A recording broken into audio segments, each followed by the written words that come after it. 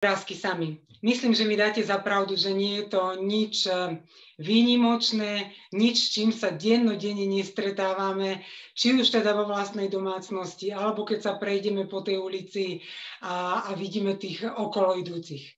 Dnes je naozaj, by som povedala, skôr už výnimkou, keď vidíme zdravého, vyšportovaného človeka, štíhlej postavy. Naozaj už je to skôr rarita ako takéto obrázky, ktoré sú tu. A tá obezita, tie problémy s tou váhou sa naozaj týkajú každého a jedného. Bez rozdielu na to, či sme žena, či sme muž, či máme, ja neviem, 10 rokov, či máme 60. Dnes nie len vplyvom toho, že máme za sebou sviatky a troška viacej sme si dopriali, že máme za sebou náročné, teda za sebou ešte nie, ale že máme náročné epidemiologické obdobie, kde opäť viacej trocha sme doma, iným spôsobom fungujeme. Ale keď sa pozrieme naozaj ten trend, ktorý už roky dozadu beží, tak fakt je jedna veľká realita, že čím ďalej viac je nás objemnejších, širších a jednoducho do priestoru sa rozprestierame a s tým súvisí nielen to, ako vyzeráme, ale aj mnohé ďalšie faktory. Možno, že keď sme si dávali také tie novoročné predsavzatia, tak sme predtým chvíľočku boli pred zrkadlom a sme pozerali na seba a sme si povedali, tohto tu je trocha viacej, tuto troška kypí, toto mi vadí, toto sa mi nepáči, toto by trebalo zmeniť, alebo ja neviem, sme sa zamysleli pri tom, keď sme, ja neviem, išli na 3. poschodie, že už to není úplne ono a nevybehneme ho s takou ľahkosťou, alebo je problém zaviazať si šnúrky. V každom prípade takéto tie prvé pohľady a také prvé zamyslenie skôr prichádza z takého toho vizuálneho, z tej vizuálnej stránky. To znamená, keď si povieme, že nie je to ono a nie som s tým spokojná, ako to telo vyzerá. To je ale taký ten prvý, by som povedala, ešte menší problém, ktorý s tým súvisí. Naozaj dnes možno tým, že sa nám nechce z toho gauča postaviť a že možno, ja neviem, hľadáme 1 500 000 dôvodov, prečo nešportujeme, nehýbeme sa, zdravo nejeme, tak možno, že dnes tým, že sa nám nechce, ale možno prejde pár rokov a sa nám z toho gauča už nebude dať postaviť. A práve tu je ten priestor a tu je ten čas už dnes sa nad tým zamyslieť a začať s tým niečo robiť. S čím tá obezita súvisí? Obezita ako taká je to diagnóza, je to normálne diagnóza, ktorá má v kategorizácii chorôb svoje číslo a je to v 21. storočí jedna veľká katastrofa a je to niečo neuveriteľné, čo jednoducho to všetko s tým súvisí. Prečo to vzniká? No v prvom rade nemusíme byť žiadni odborníci, aby sme pochopili a uvedomili si to, že je tam nerovnováha. To znamená, je tam vysoký príjem a nízky výdaj. Tá energia, ktorú jednoducho príjmeme, nestihneme ju vydať vonka tým spôsobom, aký žijeme a potom sa nám to tam v tom organizme ukladá. Prečo to je? V prvom rade je to tým, čo na tom tanieri máme. To znamená, kedy bola taká možnosť, ako je dnes, že máme 365 dní v roku otvorené obchody, 24 hodín denne, všetko od výmyslu sveta, na čo si len spomenieme, všetky možné chute, konzervanty a toto všetko nám nahráva, aby sme chceli ešte viacej nám to chutilo, ešte viacej nás to lákalo. Nie je to tak, ako to bolo pred, ja neviem, 50 rokmi, keď naši prastarí rodičia jedli raz, dvakrát do dňa, jedli to, čo si doma dopestovali, mali to kvalitné, hodnotné a nie niečo umelo vytvorené, kde je akurát naozaj kvantum chémie a konzervantov a tá strava nemá hodnotu, nemá tie reálne živiny. Druhá vec, málo sa hýbeme. Vezmite si, tak ako vidíme na tom obrázku, gro dnešnej našej aktivity, a to je jedno, či sú to 5-ročné, 10-ročné deti, alebo sme to my, 40-tníci, 60-tníci. Gro našej aktivity dneska je tým sedavým spôsobom. To znamená, tak ako tí deti sedia za počítačom, sedia v škole, teraz možno, že nie, tak my v tej práci skôr vyvíjame tie aktivity takého sedavého charakteru. To znamená, ten výdaj tej energie je malý. Skôr je tá práca náročná pre nás po tej psychickej stránke, ale nie po tej fyzickej. To znamená, nie tak ako tí naši prastarí rodičia, že pol dňa strávia niekde na poli, kde fyzicky naozaj makali a dreli. U nás to teraz je nereálne. Takže nedostatok pohybu. Ďalšia vec, prečo to je?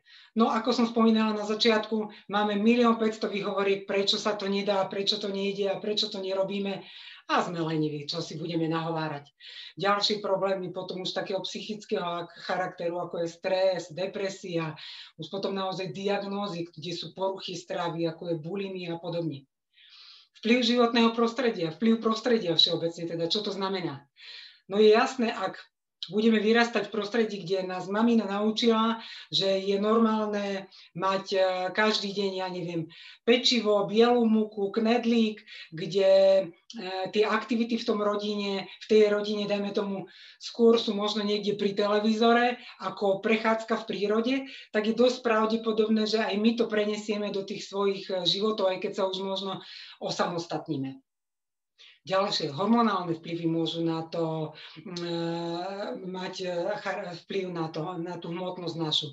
Tehotenstvo je samozrejme prirodzeným obdobím, kedy tá hmotnosť naberáme. Môžu tam byť ochorenia štítnej žlázy a podobne, čo má vplyv na váhu. No a v neposlednom rade sú to lieky. Či už sú to hormonálne lieky, ktoré jednoducho zvyšujú tú hmotnosť, alebo lieky, ktoré sú na rôzne psychické problémy, ktoré vás nejakým spôsobom utlmia a ten príjem je väčší, alebo lieky napríklad na ovplyvnenie diabetu, cukrovky. Toto všetko sú veci, ktoré s tým súvisia a prečo to je tak, ako to je. Ako som vravala, ten prvý krok, kedy sa nad tým zamyslíme, bude skôr toho vizuálneho charakteru, to znamená, nepáči sa mi. Ale málo kto v tom štádiu rozmýšľa nad tým, že čo to bude za 10 rokov, čo tie moje kĺby, čo to moje srdce, ja neviem, čo tie moje pľúca, budú to zvládať. Takto väčšinou už rozmýšľa až človek, ktorý reálne ten problém má. Takže keď zabudneme na to teraz, na tú fyzickú stránku, pozrime sa, s čím všetkým súvisí obezita. Poruchy pohybového aparátu. To znamená, či sú to rôzne bolesti, zápaly, väčší sklon k úrazom, opotrebováva sa ten pohybový aparát. Veď tie kilá treba jednoducho niesť. A toto všetko nie sú tie naše kosti, svaly, kĺby a to je pre nich neuveriteľná záťaž. Problémy tráviaceho charakteru. Koľkí ľudia obézni majú problém pravidelne chodiť na záchod, pravidelne sa vyprázdňovať, aby im to dobre trávilo. Zhoršujú sa rôzne kožné problémy. Budete mať dieťa malé doma, môže sa mu zhoršiť ekzém. Starší môžu mať zhoršené akné, pokožku. Budete dospelí, tak naopak tým, že tá skladba v tom čreve ani tých živín, ani tých baktérií správne nie sú. Premnožia sa vám plesne, budete trpieť na rôzne mykózy, či ženského charakteru, či ja neviem, povrchového na koži. Budete mať faldu za faldou, no tak je jasné, tam, kde tá pokožka nedýchá, sa budú tvoriť rôzne zapareniny. A ďalšie veci. Ovplyvňuje to samozrejme vaše hodnoty v krvi, ktoré máte, či už je to cholesterol, či sú to tuky. A zase, to súvisí s niečím ďalším. To znamená rôzne srdcovo-cievne ochorenia.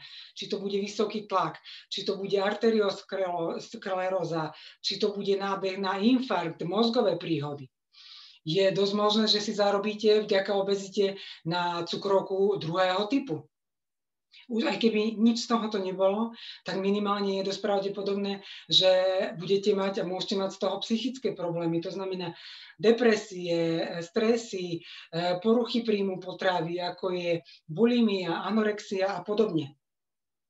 Obézni ľudia majú vyšší sklon k nádorovým ochoreniam.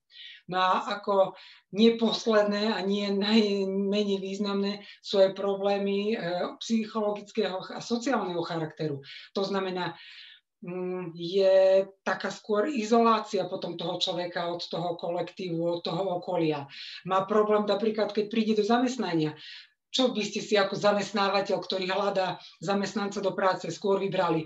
Zdravého, aktívneho človeka, z ktorého srší energia, alebo z takého, ktorý tam komotne sedí a vidíte, že ledva dýcha? Jasné, že toho zdravého. Zvyšujú sa vám životné náklady. Niekto vám povie, dneska zdravo žiť je drahé a nemôžem si to dovoliť. Figu. Dneska je nákladné byť chorý, pretože potrebujete jednak sa vyjesť, to znamená niečo to stojí nejaký peniaz, a na druhé, teraz to potrebujete riešiť, behať po doktoroch, platiť si lieky drahé, pretože všetky tie následky vďaka tej obezite niečo stoja. Tie lieky samozrejme nie sú taktiež zadarmo. Čo s tým?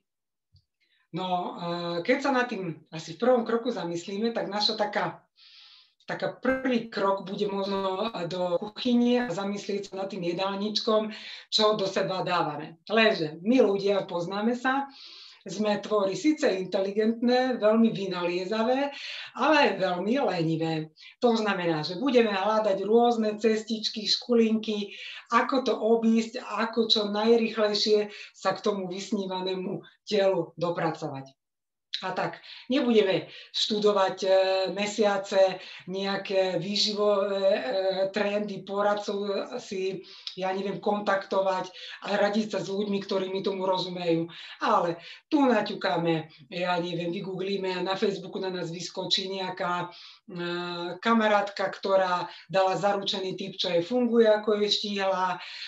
Tu si prečítame nejakú hviezdu známu, ktorá odporúča takýto a takýto spôsob stravovania. Tu, nám suseda povie o skvelej kapustovej polievke alebo o tom, ako pije každé ráno ocot. A pre nás to bude také, by som povedala, jednoduché, to by som mohla skúsiť a pustíme sa do toho. Čo si treba uvedomiť? Tak ako v tom príjme a výdaji treba rovnováha. Tá rovnováha treba vo všetkom. Aj v tom príjme a v tých živinách, ktoré do seba dáme. To znamená, všetky takéto stravovacie trendy sú nejakým spôsobom špecifikované jedným smerom. To znamená, že vždy tomu organizmu niečo uberieme a niečo to telo bude v konečnom dôsledku strádať. Veď si zoberte, ako ste sa cítili, keď ste, týždeň sa držali na nejakej diete a jedli ste, len vajíčka, jedli ste len tú polievku spomínali alebo čokoľvek. Boli ste nervózni, podráždení, boli ste unavení, možno vydržali ste v tom dlhšiu dobu, začali vám vlasy padať, nechty sa lámať, rôzne kolapsové stavy, to je všetko normálne, čo s tým súvisí, pretože to telo stráda tie živiny, ktoré potrebujeme. A jednoducho dlhodobo sa takýmto spôsobom nedá fungovať, pretože tomu organizmu narobíme viacej škody ako užitku a nikdy nedosiahneme tú výslednú postavu, to je jedna vec, ale v prvom rade nedostaneme zdravý organizmus. A to je, by som povedala, to najpodstatnejšie na tom všetkom. Takým tým druhým trendom možno, ktorý budeme skúšať a do ktorého sa dáme, sú rôzne zaručené postupy. To znamená, dajte si ideálne večer tabletku a ráno sa zobudíte, nič nemusíte robiť, tie kilá z vás odpadnú, nič nemusíte zmeniť, kľudne papajte, koľko papajte, kľudne sedte pred tým televízorom.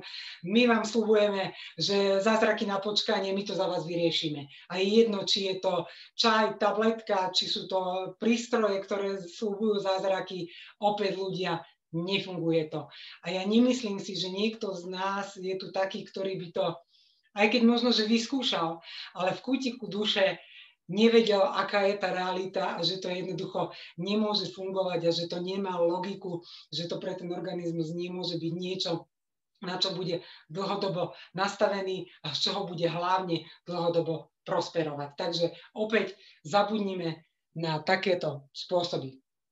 No a poďme teraz na to, čo by sme s tým mohli urobiť a ako tú hmotnosť želanú a tú postavu a hlavne to zdravie ľudia, to zdravie dosiahnuť. To znamená, potrebujeme riešenie, ktoré bude komplexné, ktoré bude zmysluplné, zdraviu prospešné a ktoré jednoducho, keďže nie všetci sme odborníci v každej oblasti, tak ktoré vyskladajú a vymyslia ľudia, ktorí tomu rozumejú, ktorí to študovali, ktorí sú v tom vzdelaní a ktorí vedia, o čom rozprávajú. To znamená, nechcem sa dotknúť nikoho, ale ani susedka, ani z vedľajšej dediny teta, ak nemá také vzdelanie, asi to nebude tým pravým človekom na to, od ktorého by sme si mali dať radiť.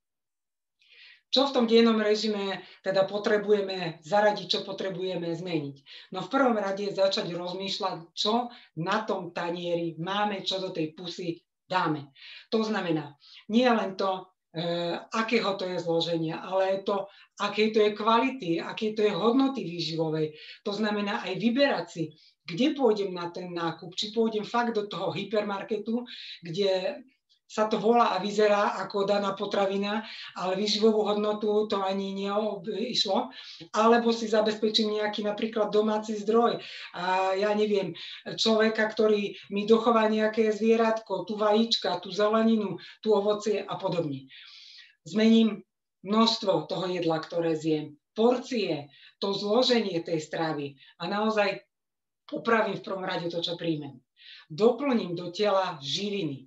Pretože ak to telo raz bude strádať a raz bude mať nedostatok tých živín, ono jednoducho potrebuje tie živiny na to, aby sme fungovali na tie základné životné funkcie. A keď ich má málo, jemu neostáva už na to, čo my chceme riešiť, že chceme mať pekné vlasy, krásnu pokožku, že chceme mať pevné telo a podobne. To je pre neho nepodstatné. Ono sa zameria na to, aby ste dýchali, vylučovali a podobne. Takže potrebujeme kvalitné, hodnotné živiny do toho organizmu dostať. Spomínaný vyvážený kalorický príjem, to znamená, ak v tej robote sedím celý deň a málo sa hýbem, tak adekvátne tomu musí byť nastavený aj ten príjem. A druhá vec je, keď prídem domov, tak zase neurobím to, že unavený, vyčerpaný, znechutený, znudený chcem vypnúť a radšej si sadnem pre ten televízor a budem prepínať jednu blbosť za druhou, ktorá tam je, lebo už nemám energiu na nič iné, ale práve naopak, keď prídem domov, tak sa zoberiem, oblečiem, idem sa, ja neviem, prejsť, idem si zabehať, alebo skočím, ja neviem, do fitka, kdekoľvek, čo vám je blízke, čo vám je príjemné, aby ste jednak tú energiu z toho organizmu dali von a jednak, aj keď v tom prvom momente sa cítite unavení, nemáte na nič chuť, náladu, verte, že v konečnom dôsledku, keď, ja neviem, prídete z tej prechádzky alebo z toho fitka, verte mi, že práve naopak budete naspidovaní tou energiou, ten organizmus sa prekrví, vy sa nadýchnete, začne vám tráviť, vy budete mať vyplavené endorfíny, budete sa dobre cítiť, začnete sa usmievať, takže vyvážený príjem, pravidelná pohybová aktivita. Čo je dôležité ďalšie? Pitný režim. Darmo, keď vypijete 2 deci vody do dňa, tak o to viacej budete mať potrebu zahnať akože smäd, ale budete si možno v skutočnosti hľadať to za tým, že to je hlad a budete viacej jesť. To telo, aby opäť spalovalo, vylúčovalo, potrebuje tú vodu. U dospelého človeka okolo 60% organizmu je zložené z vody. No keď ju tam nebudeme dodávať, zase nebude fungovať ani to, ako vyzeráme, aký sme zdraví. No a v poslednom rade to, ako na ten život pozeráme, ako máme náladu, či sme nahnevaní, nasrdení, alebo sa usmievame a s dobrou náladou jednoducho do toho dňa ideme. Aj tieto kroky naozaj rozhodnú o tom, ako sa budeme vyzerať, ako sa budeme cítiť za 20 rokov, za 30 rokov. Či v 60-ke budeme naozaj odkázaní na lôžko, odkázaní na pomoc svojich najbližších, na hrbu liekov, alebo naopak budeme v 60-ke ešte aktívni, bude fungovať hlava, bude pracovať, to telo bude vládať, budeme schopní sa tešiť s tými vnúčatmi a možno sa aj dokážeme poprechádzať, zabehnúť s nimi. Je to na našom rozhodnutí. Samozrejme, firma o tom všetkom vie a nie všetko samozrejme nám dokáže za nás urobiť. To znamená, ani nám na ten tanier nedokáže tie hodnotné veci v zmysle potravín zabezpečiť, ani za nás nebude piť, ani za nás sa z gauča nepostaví. Ale čo pre nás firma urobila a čo pre nás koncipovala, je program, ktorý máme k dispozícii. A opäť je to nastavené tak, aby to malo hlavu a pätu.